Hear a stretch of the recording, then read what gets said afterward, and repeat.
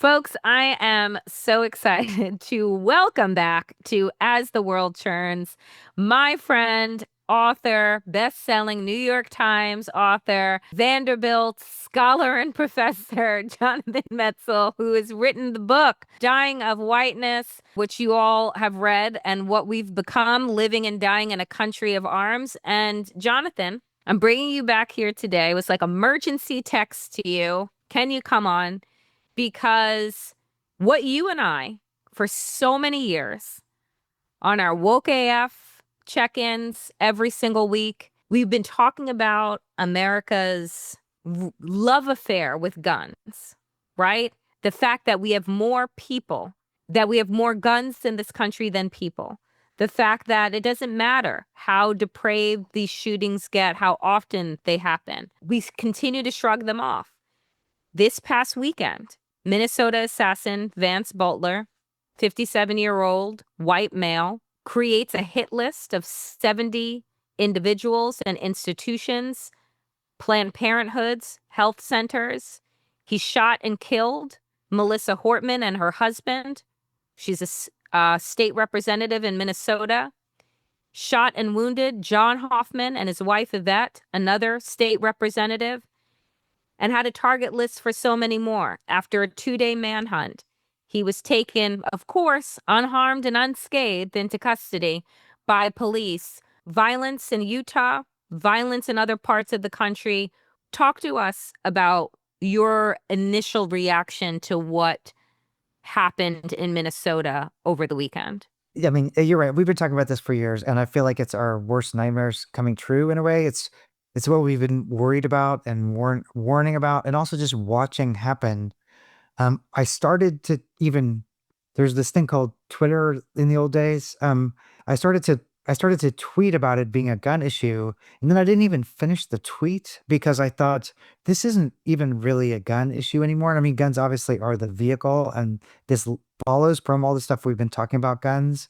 But really, what we're seeing is, on one hand, the normalizing of political violence, which Yep. has gotten it's almost every day. I mean, remember like the first mass shooting we had, got our attention 10, 15 years ago. The whole country stopped and they were like, who are we? This is not us. And then mass shootings happen so often, as you and I have talked about a bunch, that we habituated it. And that's kind of what's happening with political violence right now. And it's not just the violence itself. It's this this um this really pathological cycle, right? Which is Mm-hmm. an act of violence happens, and then there's this immediate rush to figure out what the agenda is and what the ideology is. And if it's something you agree with, then you highlight the issue. If it's something you don't agree with, you show the pathology of the other side and you say liberals are this or conservatives are this or something like that. And so it becomes really a dialectic in a way. I mean, what happened over this weekend is such a horrific example of that, which is initially the stories were, oh, this is a Democrat and a Tim Walz Yep. appointee. And all of a sudden everybody's like, and look how violent liberals are. And then it turns out he had a hit list only of Democrats and he was horrible murders that he committed upended the power structure in Minnesota. And all of a sudden it's a sign that, oh, conservatives are this or things like that. And so it just becomes this back and forth. And there's never a place really to step back and say, man, what's this is not who we are, which is what we used to be able to say. And now we can't even say that. And it's funny because every time that I hear people, and I've said it myself, this is not who we are, that is a lie. It's who we are. It is who we are. It's who America has been, I would argue even before mass shootings became our norm, right? America was a country born on violence, born on genocide, born on the Atlantic slave trade, born on misogyny and racism. Like it is a violent nation. And, and I would like to lay blame, right, solely to Donald Trump. But again, this is a country that has had a gun lobby backed by billionaires who have done everything in their power to ensure that Americans remain unsafe. Whether you're at a church, whether you're at a mall, a concert, a school, a playground, like the NRA has made it so that Americans remain safe. We had, Jonathan, remember we talked about this. House Republicans removed their flag lapels a few years ago and replaced them with AR-15s on there to show their allegiance to the NRA and not to remove a flag to put up a weapon of mass violence and destruction is, I'm not a psychiatrist, you are, is psychotic to me. So like when we look at this through a political lens and we say, oh, well, the right says, oh, look at the Democrats, blah, blah. Let's be very clear that when we're looking at the records of shootings and how they've been politically motivated, it's not Democrats. So I refuse to both sides this as if like, oh, one does one and one does the other, because that is not the truth. It is the seeds of doubt that the Republican Party has spread that makes you believe that this is a two-sided issue when domestic violence rests surely on the right. And let me be clear, I wasn't both sidesing it. What I was saying is that there is almost a, like, remember when mass shootings were first happening and it became almost a parody of itself, that there was a shooting and then thoughts and prayers and then consternation and then division and blame and then habituation and normalization. There's a pattern to these things. Um, and I guess for me that it's just really almost the terrifying everydayness of this kind of thing that Mm-hmm. I think Mm-hmm. I find the most frightening, because that's a democratic slide, really. I mean, a democracy slide. And remember that piece I wrote for Time magazine about how guns are not a public health problem, they're a democracy problem. Yep. That was kind of what I was getting at in that piece, which I'm happy to send back around, which is that we're killing off the public square, right? Democracies require a vibrant public square for debate about conflicting, uncomfortable ideas that then people can decide on. And so what happens with these events is not just that there's a shooting, it's that the public square debate becomes unsafe. And I'm definitely not, I mean, I spent the last 15 years critiquing the NRA and running a gun violence prevention organization and writing books and articles. So it's not like I'm saying, oh, guns are a Democrat or Republican problem, but I am saying that the notion of kind of burn it all down, political violence, frustration. There's something bigger that's also happening here that we see in, I mean, this weekend, right? We had a shooter in a state with relatively reasonable gun laws. We had a guy bring a gun to a protest in Utah, a state that Yep. has terrible gun laws, but where you can't arrest somebody. Just like in the book I wrote, you can't arrest somebody till they kill somebody, basically. So there's nothing you can do when somebody's carrying a long gun. And we had all these other kind of events, and so it's almost like the overwhelming nature of it, Mm-hmm. um, that becomes it becomes part of our dialogue, right? And so again, I'm not saying, I mean, I'm I've spent a lot of my career showing how we got here with guns, but I also think that the bigger democracy issues about, you just think of all the shootings we've had even over the past year. Like, many are exactly like you're saying, but then there are also like the Luigi shooting, for example, that had a different response, and other shootings like that. So violence becomes our form of not trusting that we can negotiate our problems in any other way. I mean, I think that we're at a place right now. So following these attacks in Minnesota that led to the deaths of two people and the wounding of others, the shooting in Utah, the driving into protesters,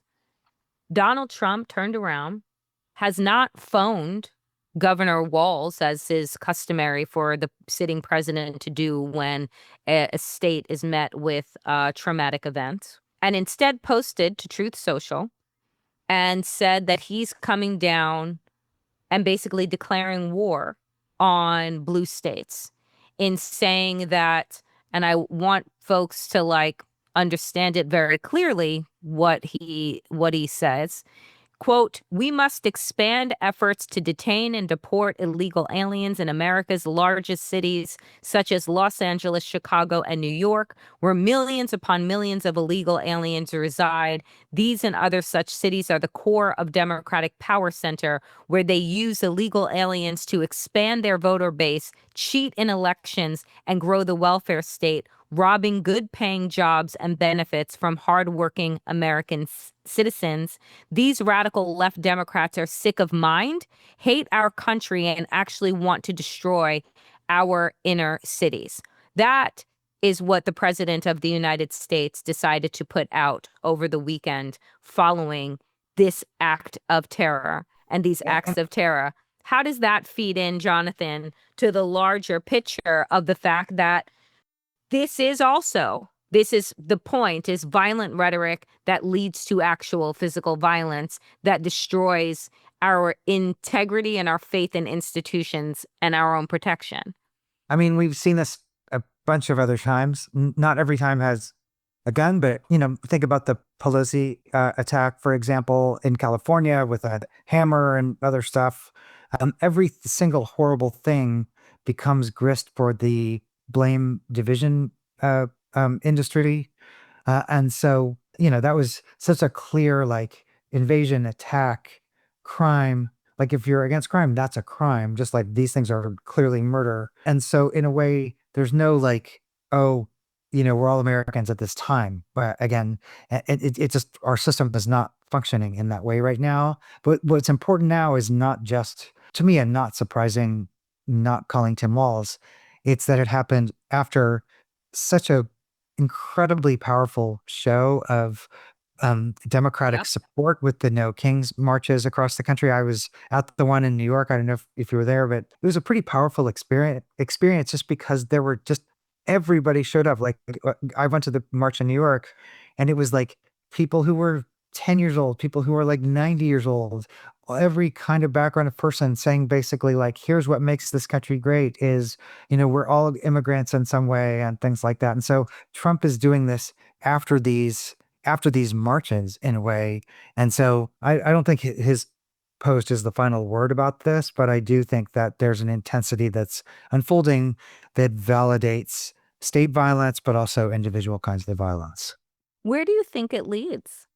Do you know what I'm saying? Like, I don't, obviously, Donald Trump's post is not going to be the last of this, but also the attacks in Minnesota and Utah, they're not going to be the last of what we see. And the fact is, what terrifies me, Jonathan, we're only 6 months in. Yeah. We're 6 months into this regime, and Well, this is where we are. I am right now, remain, at least right now, an institutionalist. And so partially we're in this position because of, I mean, we're in this position for many, many, many reasons. But one of the key reasons is we lost the presidential election and the Senate election and the congressional election. And so the levers of power are completely stacked against us right now. And so I think we have to figure out how can we, as you know, my position always, get back to doing something that involves winning. And so I just think that we're trying to figure out what our rebuttal argument is right now, how we can get back some kind of power. But if you're in this country with a president who's doing what Trump is doing now, and then the institutions of the Congress and the Senate are not in your grasp also, it's about as powerless as you can be. And so protest is really important, but also as long as we have elections, like winning elections and trying to re-equilibrate the levers of power, I think is as important as anything. How would you answer that question? And here's the thing, because my feeling is, one, there are several reports that are coming out putting into question some of the voting machines that were used in 2024 that have now escalated to state Supreme Courts for them to take action, not to overturn the 2024 election, but to ask whether or not voting machines were tampered with, right? When I hear things like that, coupled with Donald Trump's, military parade, topple with, the escalation of violence with his base and his own rhetoric, and Kristi Noem saying that we're not leaving California. We're going to liberate these cities, right? Because apparently states don't have rights when they are run by Democrats. For me, it's like, where is this going? It's going towards its inevitable awful end, which is that there are going to be more military, more militarized personnel in American streets. And that can only lead to one thing. And so, my question really is about what establishment Democrats plan to do when you're living at a time when it is not, we should not assume that we're going to have midterm elections. We should not assume that we're going to have presidential elections in 2028. Everything that you've been taught about sticking your head down, being the adult in the room, just kind of powering through, ain't going to be it. So for those Democrats, polls just came out. People hate the Democrats now more than they do Donald Trump, and they don't like him. He's at Yeah. 38% with the Quinnipiac poll, and Democrats are at 21%. So, something has got to shift. We have 60 seconds. I'll give the last word to you. Well, if we had more time, I would say that the only safe place is Dave and Buster's, as I always tell everybody. But I will say, I just always think back to that Cambridge Analytica movie that came out during Trump's first term, which was that the way you take over a country is not to win an election and bring people over to your side. That's what they used to think. It's that if you can get a critical mass of people to feel like the system is not working, to give up on the system, you can actually that's the fodder for autocracy. Is that if people feel like this system sucks, it's weighted against me, it's not working, the more people give up and don't engage, the more it creates the fodder for this kind of takeovers. And we've done that. I rewatched that movie again just because it's what we used to do, like in quote unquote third world countries. Turns out it worked really well here, right? That people all feel like the system's not working, and also the system isn't working. And, I have questions about the voting machines and all that kind of stuff, but all these things. And so it's just when the system breaks down, this creates the fodder for the kind of takeover that we're worried about right now. And so it really is an existential question that we don't have an answer to right now, which is, do we become re-institutionalists, or do we fight in the street? And I think, I want to do what works right now. So we'll have to see what happens. We'll see what happens. We will leave it there. Dr. Jonathan Metzl, and we will stay tuned. And everyone needs to stay alert and stay safe. We appreciate you, Jonathan. Anytime.